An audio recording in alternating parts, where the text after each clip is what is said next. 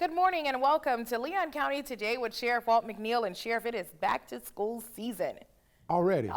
My kids would not, well, one of my kids, she's a social one. She loves it, but you know. Well, it is back to school, and that means that we've got kids driving all over our community. We've got early drop-offs, and classes getting around town is going to be something difficult for us for that first week or so until everybody get used to it. Yes. There are new drivers out there, new moms and new dads that are taking their kids to school for the first time, and we're going through all those paces, but hopefully we can give them some pointers here this morning. It'll help them get through that when school does start. Yeah, we are really going to focus today on all those things you need to know to have a successful school year. And we really want to tie this in because going to our Anatomy of a Homicide report, Sheriff, what we saw, the commonalities when it came to victims and suspects in those homicides are really issues that started with schools, high school dropouts, or kids who, there were warning signs early. Yeah, the Anatomy of Homicide really gave us an anchor by which we can look at the problems in our community, particularly the shootings and what have you.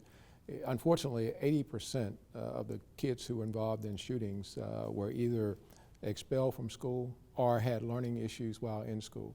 And that informs us in terms of what we need to do in terms of how we fight these issues of crime in our community. And one of those things, obviously, Shonda, we've talked about these even before the Anatomy of a Homicide report came out, and that is all of our communities working together. Every aspect of our community working in unison in terms of how we try to deal with the problems with our kids in our community. And we're hopeful. I'm very excited about Superintendent Hanna and the work that we're doing collaboratively together to try to deal with these issues of schools and school shootings, and hopefully we have none of those. But the best thing we can do is, again, collaborate with each other across disciplines and work on ways in which we can deal with these problems on the front end. And that's what the Anatomy of Homicide is all about, is working with these problems on the front end. And today we're going to be talking with Courtney Atkins from Whole Child Leon, and one of the things we're going to delve into today is really looking at the whole family unit. It's important to have all those pieces into place, and if not, find the right resources. Oh, absolutely. I had a conversation with some of our Rotarians here in Leon County, and we talked about that very fact, that we've got to make sure we utilize the Children's Services Council that's out there now, and certainly Whole Child Leon has been an anchor in our community for many, many years. We've got to make sure that we're cooperating and coordinating with all those providers in our community so we're doing one thing, and that one thing is making Leon County safe. That's really important. All right, well, we want all you parents to tune in. When we come back, we're going to have some things that you need to know as we head back to school. Stay with us. Good morning. This is Deputy Little with the Leon County Sheriff's Office K-9 Unit. This is your Safety Tip Tuesday. There is an exception to every rule. However, if a service dog approaches you without its handler, don't just shoo it away. You might just save someone's life. If a service dog nudges you with its nose or barks at you with no owner in sight, it's a clue that the dog is seeking help. Never touch a service dog without permission. While it might not look like it to you, the dog may actually be in the middle of assisting their owner. All dogs nap, even working dogs. However, just because a working dog is taking a snooze doesn't mean that it's off the job. If the handler is sitting for an extended period, it's perfectly normal for a working dog to have a quick sleep. And that's your safety tip. Have a great day. Start your new career as a corrections officer at one of the state's most innovative agencies, the Leon County Sheriff's Office. When I left the academy, my training never stopped. Work with state-of-the-art technology. You can make a lot of money at a very young age. Starting pay is $50,000 a year with amazing benefits. Firearms, taser, driving training. A better work-life balance with more time off. They're going to sponsor you through the academy and pay you while you're there. Join the family. Apply today at leoncountyso.com. Welcome back. It's back to school time, and our guest today says there are some important tips you should keep in mind. Courtney Atkins is the Executive Director of Whole Child Leon. Courtney, what are some of the things that we should know about in terms of what Whole Child is involved in? Well, first, thank you for letting me be here, and this is the perfect time for me to share a little bit about our Pediatric Behavioral Health Navigator program. We know that when school starts and children have been home for the summer and back in a more structured environment, a lot of times some of the negative behaviors can show up. Some behavioral health issues can show up. It can be disruptive to the classroom and to the teachers. And sometimes it's easy to kind of label these kids as, what's wrong with you instead of what's happened to you. We know that behaviors like this manifest from trauma and other things happening in the household. So our program is designed to have children come with behavioral or mental health issues, we see these children, we look at the whole family system, and we're able to support those families, not just the student and those needs, but many times it's something happening at the home, and we can refer the family to maybe a domestic violence resource or a food bank or any other thing, maybe mental health for the family, the parent as well. So we like for teachers and parents to know about this program, to contact Whole Child Leon so we can route them through their pediatrician. You know, how a child is received at school can really set the trajectory for how they feel about themselves as a student. You were talking about these youth that have been involved in some of the gang violence and things, they've been dropped out or expelled. And when you start school and you can't sit still or behave, and you feel like the teacher, you're not fitting in, it really, you know, you can start to feel like school's not for me, I'm not good at this, and then it just can set.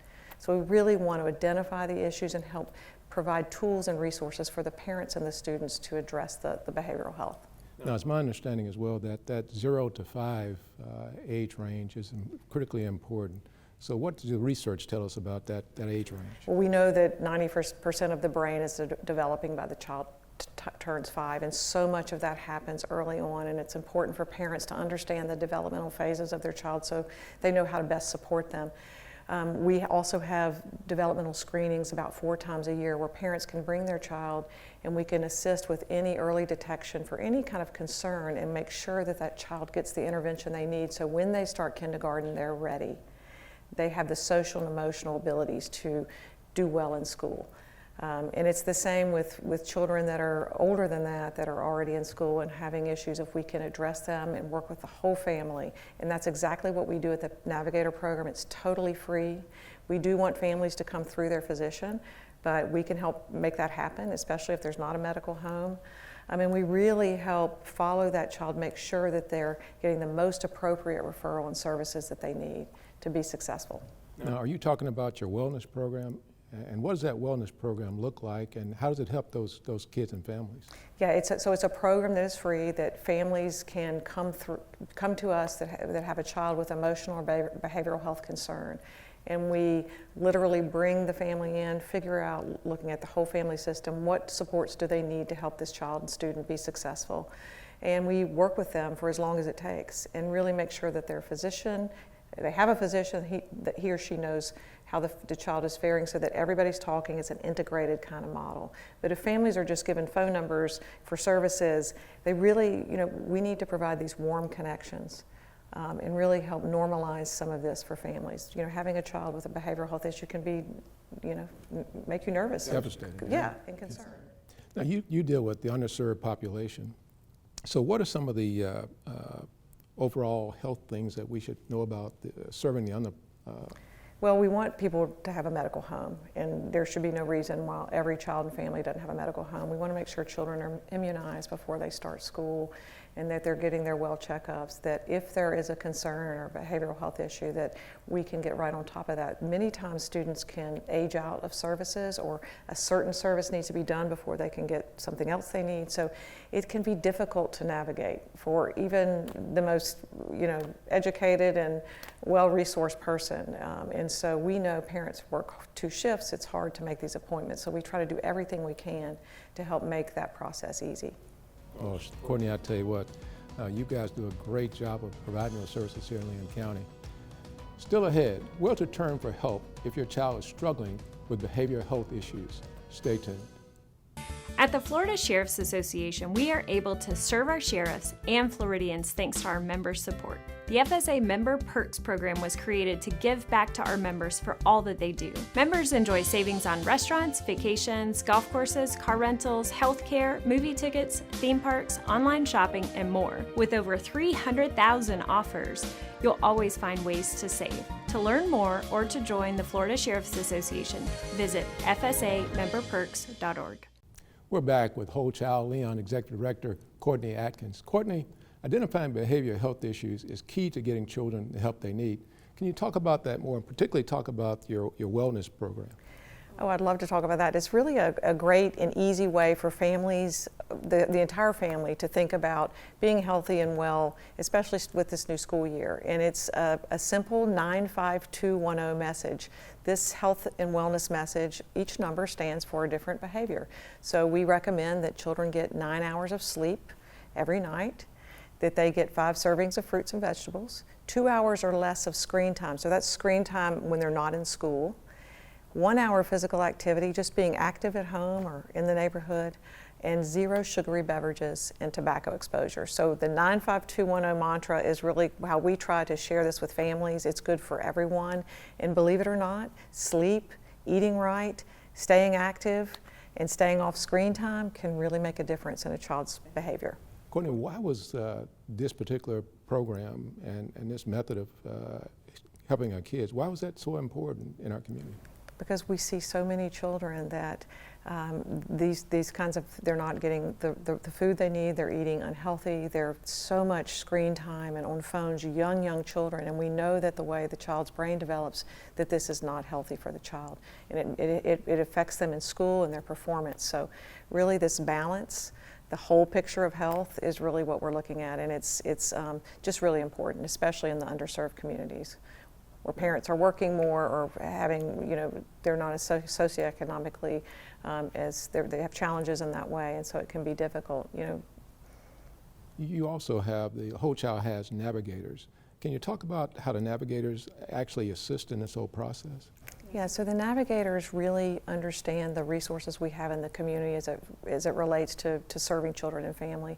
We know that it's difficult, especially when you're working, to call doctor's offices or find out who serves who and where can I get the help we need. So our navigators are, that's exactly what they do. They bring the family and the child in and figure out what services are needed, what's going to be in the best interest of the child. Does the family need to get services where there's a bus route?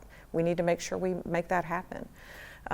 Does this provider serve 10-year-old children, or is it just older kids? We want to make sure that when families, it's a warm connection. When they get to the resources, they know what to expect, and they're the most appropriate services. If the services are appropriate, they're likely to initiate and stay connected to those services. And we follow the child and the family out. We make sure that things are going well, and if not, we'll start back and start over. We make sure the doctor, with the parent's permission, knows what's going on with this child. We will work with the schools as well. So we would really like for folks to know about this program so that we can help make those preventative measures before behaviors can get worse, and then the child is really feeling bad about school and having other issues. Courtney, what are some of the other services and resources that Whole Child provides in our community? Well, we have developmental screenings for really young children, so to help identify those concerns that we want to address before the child starts kindergarten so they can be more successful in school. We have parent education classes and support parents, new parents, and parents that maybe didn't get the greatest parenting themselves and need some support in that way to know that they're their child's first teacher. Parents know what their child's need, but sometimes they need support and how to best support their child. We have a really neat initiative called Race to Be Human, which is really working with young people to look at racism and how it impacts their mental health, and how can we have these difficult conversations together to be a more inclusive and empathetic community. So that's been a really neat project. So we are really staying busy in the community. We have a summit on children where we want to inform folks about some of the critical issues affecting children and families, and have some best practice speakers and people come in and talk about how can we best support children in our community. In about 30 seconds, can you tell us what viewers need to know, anything else they need to know about Whole Child Lean? And how can they get in touch with Whole Child? Yeah, we want you to know that if you have a concern about your child's behavior, contact us at 850-692-3134 or wholechildleon.org, and we will get you routed into our program and help support your student just the best way we can. Well, thank you, Courtney, and thank you for all the work you do here in Leon County. Up next, in our Deputy on Duty, a long-time school resource deputy gets emotional as he talks about school safety. Stay tuned. Download the Leon County Sheriff's Office mobile app right now. Our mobile app makes it easier than ever to report a crime and get important safety alerts. You can also see who's been booked at the Leon County Detention Facility, and follow reported crimes in your neighborhood, all in one convenient location in the palm of your hands. Download LCSO Connect right now. It's free in the Apple App Store and Google Play by searching LCSO Connect.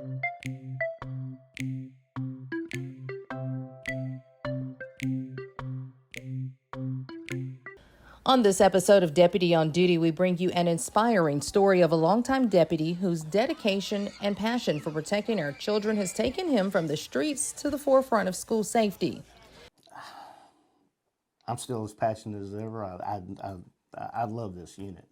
Sergeant Paul Emmons is a supervisor for the Leon County Sheriff's Office's School Resource Unit. I've got a lot of administrative now, approving reports, looking at things, supervising people, but I don't look at it as supervising. I just look at it as, you have an extra set of eyes. Go out to campus, visiting the campus, dealing with the different deputies, seeing how they do things at their school, because everybody has a different way of doing things. For over 30 years, Sergeant Emmons has been a steadfast guardian of his community. Before joining the Leon County Sheriff's Office, he served as Director of Security for the Tallahassee Mall, and then he went on to become a 911 dispatcher before making his big move to LCSO. Started in 1991 as a reserve deputy. Was in the reserves for 3 years. Was talked into taking the test to come on full time, or just kind of go through the process to see where I stacked up. But it wasn't until he became a school resource deputy that he found his true calling, protecting kids. For 13 years, he patrolled the hallways of Childs High School. It's a role he says came with some scrutiny. Over the years, I think it's changed. When I first got into it, it was kind of a joke amongst my peers. It's like, what was the big thing you had today? You have somebody's lunch got stolen? Whereas now, along with Uniform Patrol, we're one of the front runners. With the school shootings and incidents happening on campus and stuff like that, we're the first responders. We're the ones that's going to go in and take that bullet if need be, for the students and for the faculty. And it's also a role that Sergeant Emmons says many people don't understand. It is so much more than patrolling school hallways. And we've got so many great deputies in these schools. And just seeing them and their passion for being in this line of working with the kids is what just fuels me every day. Is just seeing the smiles they put on their face, and how they're interacting, helping them with homework, or overseeing the lunchroom and making those contacts and talking to them, and just knowing what's going on and seeing them out at the sporting events and the extracurricular activities, as far as a concert or whatever. They are building the rapport with the kids and being there because they want to, not because they have to, but because they want to. Sergeant Emmons' own dedication and commitment has not gone unnoticed. Throughout his career, he's won a Medal of Valor for saving a student's life and going above the duties of his job. Today, he stands at the helm of the largest state school resource officer association, the Florida Association of School Resource Officers, or FASRO. It is an organization dedicated to providing the most advanced and comprehensive training for school-based police and school administrators with nearly 1,000 members. We just got done with the FASRO conference that I'm the president of, and it was the largest conference that we've ever had. We had 1,032 in attendance this year. And that was one of the things I said. I said, you're making a difference every day, just by the little things, not by the big things, but just by the little things. You're knocking that wall down with those students.